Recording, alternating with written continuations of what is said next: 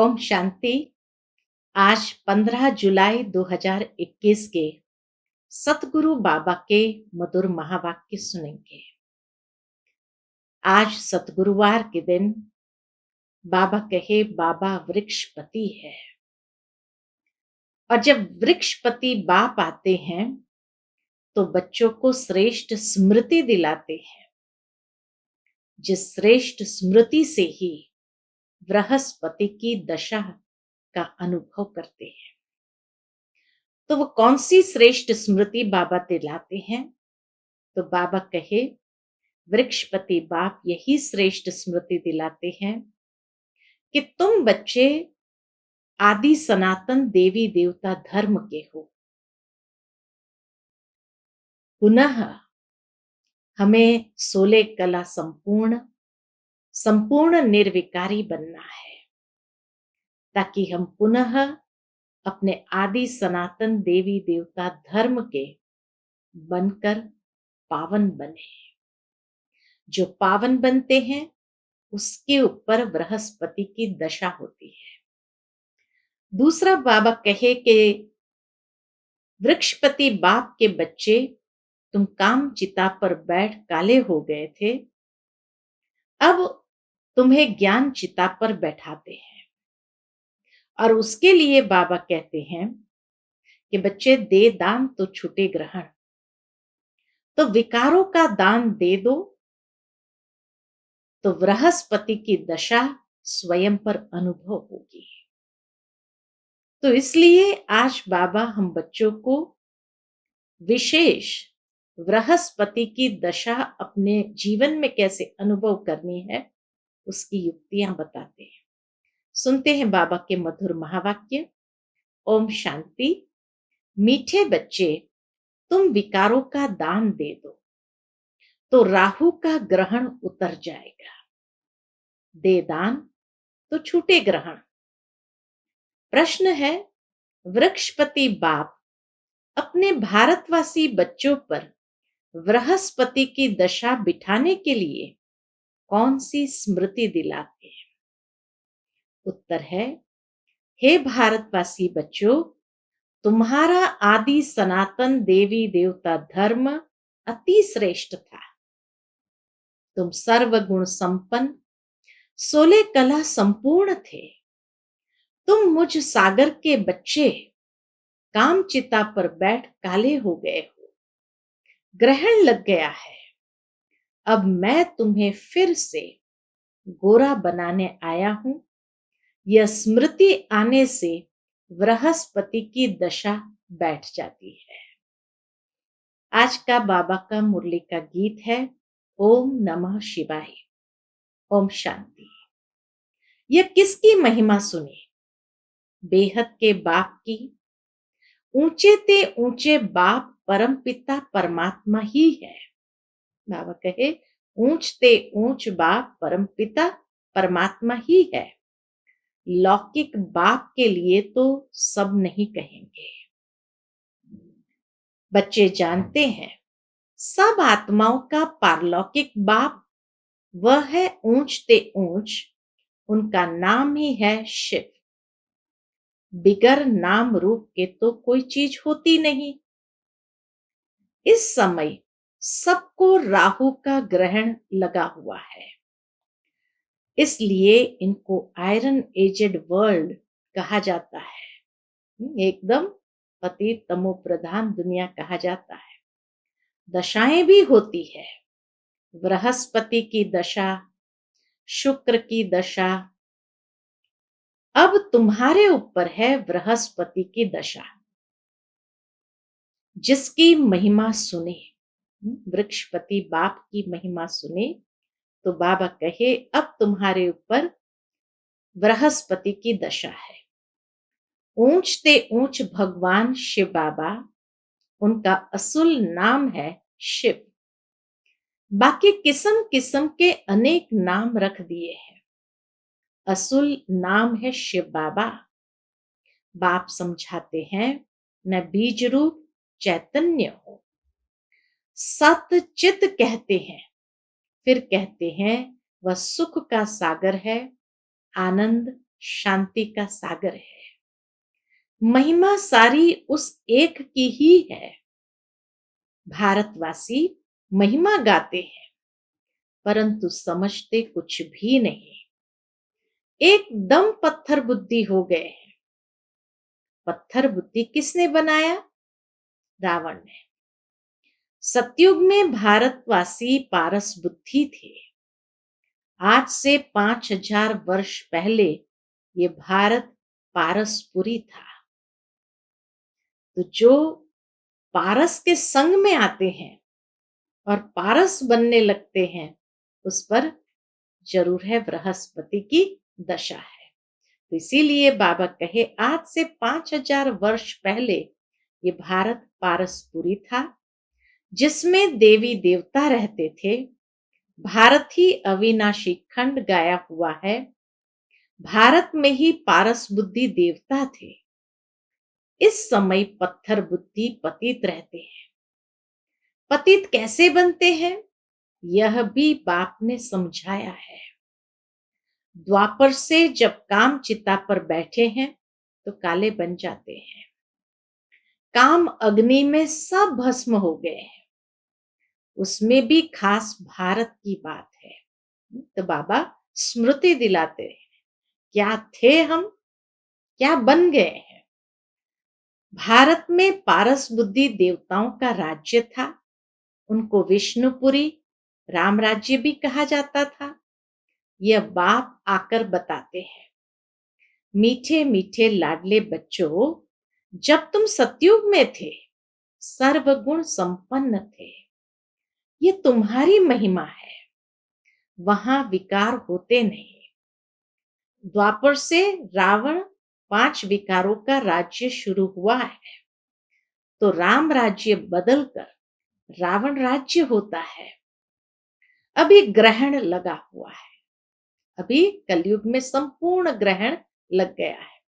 बिल्कुल ही भारत काला हो गया है।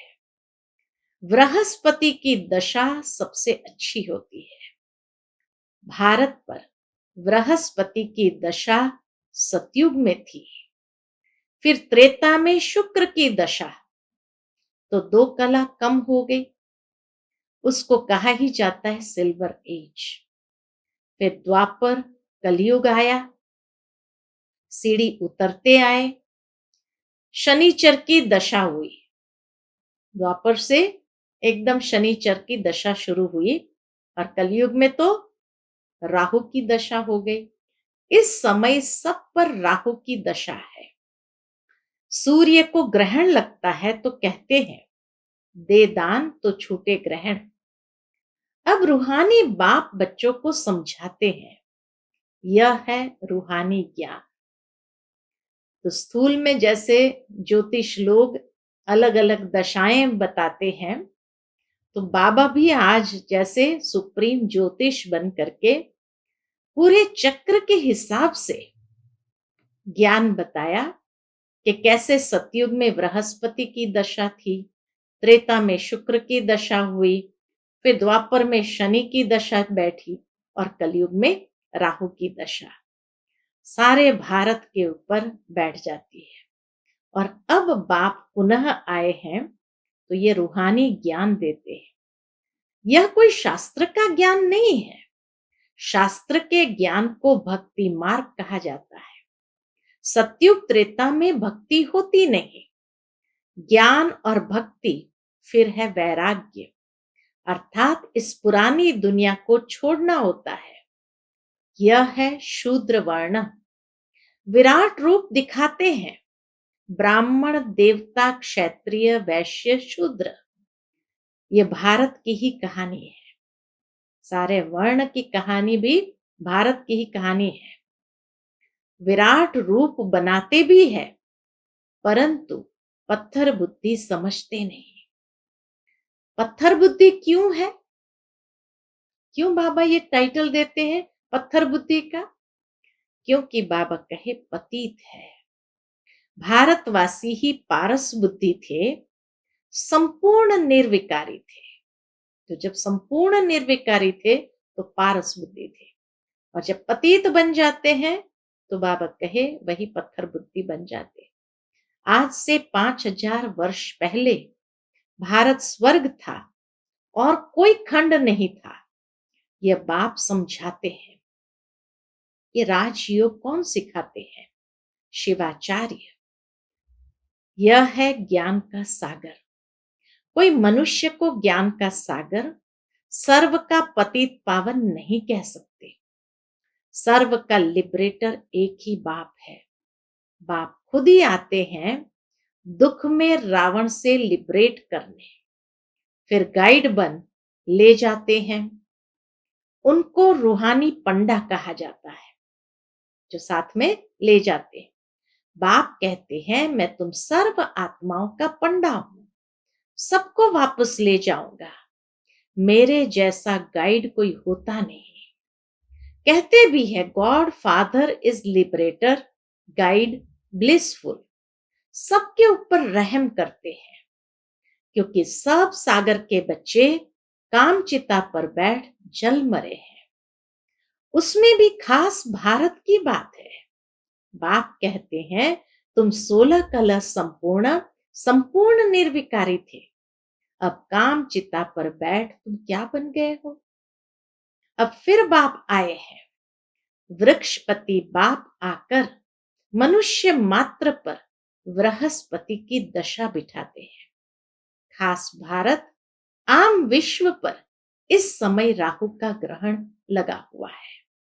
बाप कहते हैं मैं ही आकर भारत की खास दुनिया की आम गति सदगति करता हूं। तुम यहां आए ही हो किस लिए? पारस बुद्धि बनने। हम यहाँ आए हैं बाबा के पास पारस बुद्धि बनने। मोस्ट बिलवेड बाप हुआ। सब आशिकों का माशुक एक ही है। सब नेशन में लिंग जरूर बनाते हैं। हर धर्म के अंदर लिंग जरूर बनाते हैं, क्योंकि सबका बाप है ना। शिव के मंदिर भारत में बहुत है, जिसको शिवालय कहते हैं। रहने का स्थान, शिवालय माना शिव के रहने का स्थान। शिव का आलय, आलय माना निवास स्थान।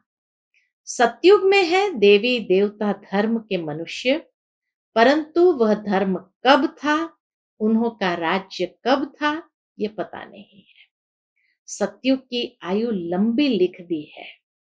बाप बैठ समझाते हैं तुम्हारे ऊपर अब बृहस्पति की दशा बैठ रही है। कितने जन्मों के लिए? 21 जन्मों के लिए। वृक्षपति है ज्ञान का सागर पतित पावन, जिसको सब पुकारते हैं। तुम मात पिता हम बालक तेरे, सब उनकी महिमा करते हैं।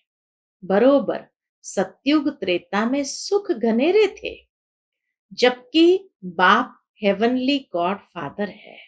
हमारा बाप ही हेवनली गॉड फादर है। स्वर्ग का रचयिता है, तो जरूर हम भी स्वर्ग में होने चाहिए। बाप समझाते हैं तुम सब स्वर्गवासी थे, अब नरकवासी बने हो। भारत का ही आदि सनातन देवी देवता धर्म है। जैसे क्रिश्चियन धर्म के हैं, वह क्रिश्चियन धर्म के ही चले आते हैं।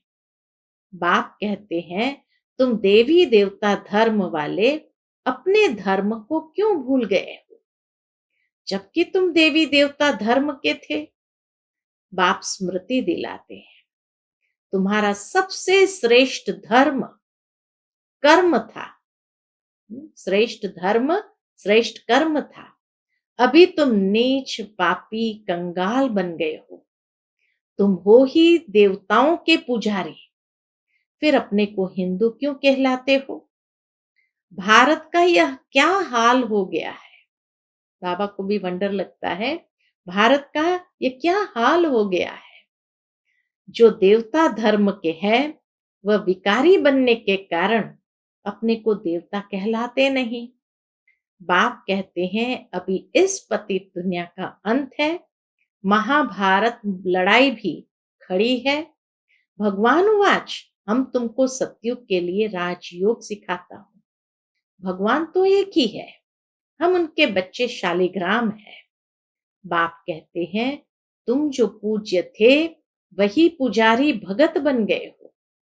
अब फिर ज्ञान लेते हो पूज्य देवता बनने के लिए। फिर द्वापर से पूज्य सो पुजारी बन जाएंगे। जो पूज्य थे वही पुजारी बन जाएंगे। तुम पूरे 84 जन्म लेते हो।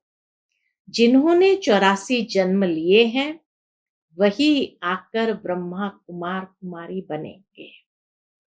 ब्रह्मा द्वारा आदि सनातन धर्म की स्थापना, यह भी गाया हुआ है। प्रजापिता है तो बहुत बच्चे भी होंगे, वह तो जरूर यहां ही चाहिए। कितनी ढेर प्रजा है। इन ब्राह्मणों को ही फिर देवता बनना है। बाप आकर शूद्र से बदल ब्राह्मण धर्म की स्थापना करते हैं। इस संगम युग पर ही आदि सनातन देवी देवता धर्म की स्थापना होती है। यही टाइम है जबकि बाप आकर के पुनः वो देवी देवता धर्म की स्थापना करते हैं। तो बाबा कहे, यह है कल्याणकारी संगम युग। इस लड़ाई को ही कल्याणकारी कहा जाता है। ये महाभारत लड़ाई को ही कल्याणकारी कहा जाता है। इस विनाश के बाद ही फिर स्वर्ग के गेट खुलते हैं। तुम यहाँ आए हो इसलिए स्वर्गवासी बनने व विष्णुपुरी में चलने। तुम बच्चों पर अब अविनाशी बृहस्पति की दशा है।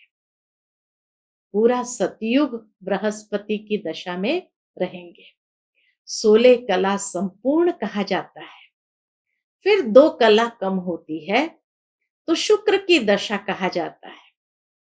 सतयुग में बृहस्पति की दशा है, फिर त्रेता में शुक्र की दशा, फिर नीचे गिरते आए हो। मंगल की, शनिचर की, राहु की दशा भी होती है। तो त्रेता और द्वापर के संगम के बीच के समय में मंगल की दशा होती, फिर धीरे धीरे शनि की दशा बढ़ती जाती है और फिर राहु की दशा होती है। जन्म जन्मांतर उल्टी दशाएं फिरती आई है। अब बाप द्वारा बृहस्पति की दशा बैठी है। यह है बेहद का बाप, ज्ञान का सागर, पतित पावन। तो ज्ञान से जैसे ही हमारी आत्मा की ज्योति जगती है, परिवर्तन होता है, तो हमारे ऊपर दशा भी बदलने लगती है। वही तुम्हारा बाप भी है, शिक्षक भी है, सतगुरु भी है, बाकी सब है झूठे। किसकी सदगति कर नहीं सकते, इसलिए बाबा ने कहा बाकी सब है झूठे। इसको कहा जाता है विशस वर्ल्ड, वह है वाइसलेस वर्ल्ड। अब विशस वर्ल्ड में सभी बहुत दुखी है। लड़ाई मारा मारी क्या क्या हो रहा है, इसको कहा जाता है खूने नाहक खेल। बिगर कोई कसूर के क्या क्या करते रहते हैं। एक ही बम ऐसा गिराएंगे, बाबा का एक ही बम ऐसा गिराएंगे जो झट सारे खलास हो जाए। क्योंकि उस समय में दूसरे विश्व युद्ध के समय जब हिरोशिमा नागासाकी पर बम गिरा था, तो उसका जो समाचार फैला था, तो बाबा भी देख करके कि पूरा शहर एक ही बम से खत्म हो गया।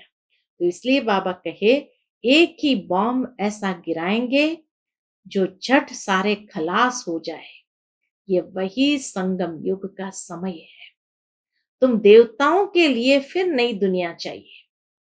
तो अब बाप कहते हैं, मीठे मीठे बच्चे मन मना भव। बृहस्पति की दशा बैठती है, अर्थात हम सहज ही बाबा की याद में मन मना भव हो सकते हैं। यह कौन से बाप ने कहा? शिव बाबा ने। वह तो है निराकार। यू निराकार तो तुम भी हो, परंतु तुम पुनर्जन्म में आते हो, मैं नहीं आता हूं।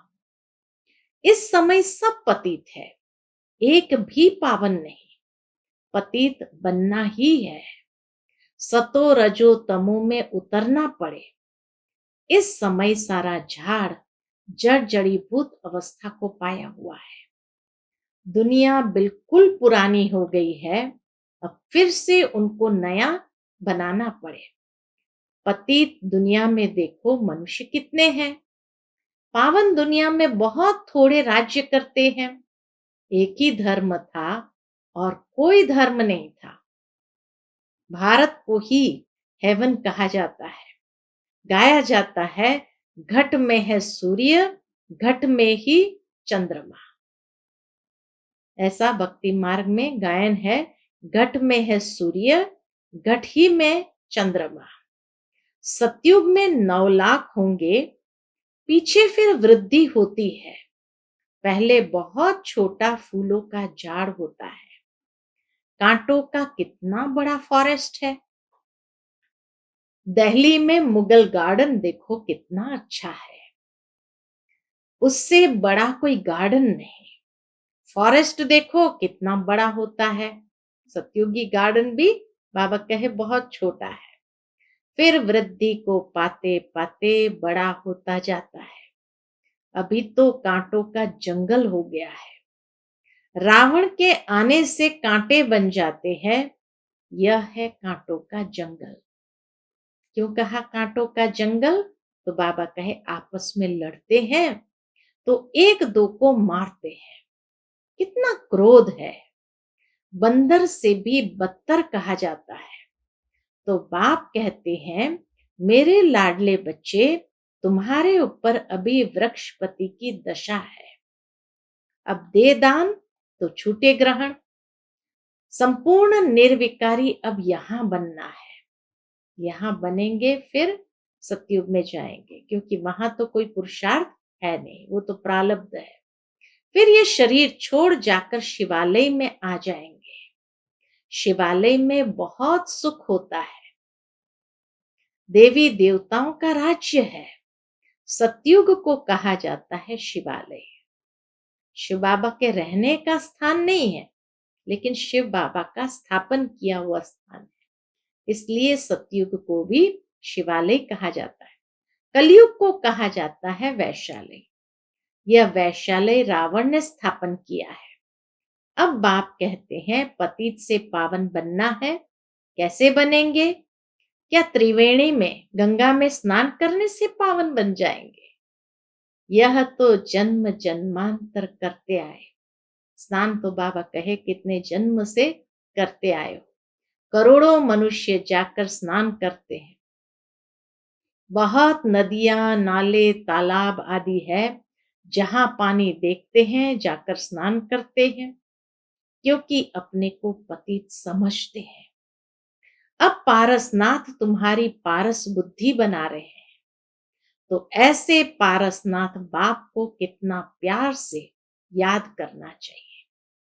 अच्छा, मीठे मीठे सिक्के लदे बच्चों प्रति माता पिता बाप दादा का याद प्यार और गुड मॉर्निंग। रूहानी बाप की रूहानी बच्चों को नमस्ते। हम सब रूहानी बच्चों की रूहानी माता पिता बाप दादा को याद प्यार, गुड मॉर्निंग और नमस्ते नमस्ते। शुक्रिया बाबा, शुक्रिया। आज की मुरली से धारणा के लिए मुख्य सार है। पहली पॉइंट, इस कांटों की दुनिया से फूलों के बगीचे में जाने के लिए जो भी कांटे अर्थात विकार है, उन्हें निकाल देना है। पारस बनाने वाले बाप को बड़े प्यार से याद करना है।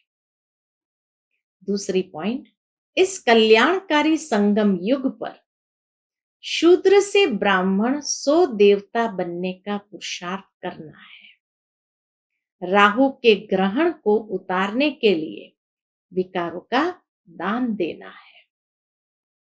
आज का बाबा का मधुर वरदान है, संगठन में एक मत और एक रस स्थिति द्वारा सफलता प्राप्त करने वाले सच्चे स्नेही भव।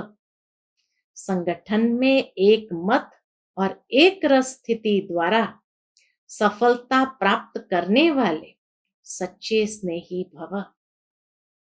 संगठन में एक ने कहा, दूसरे ने माना।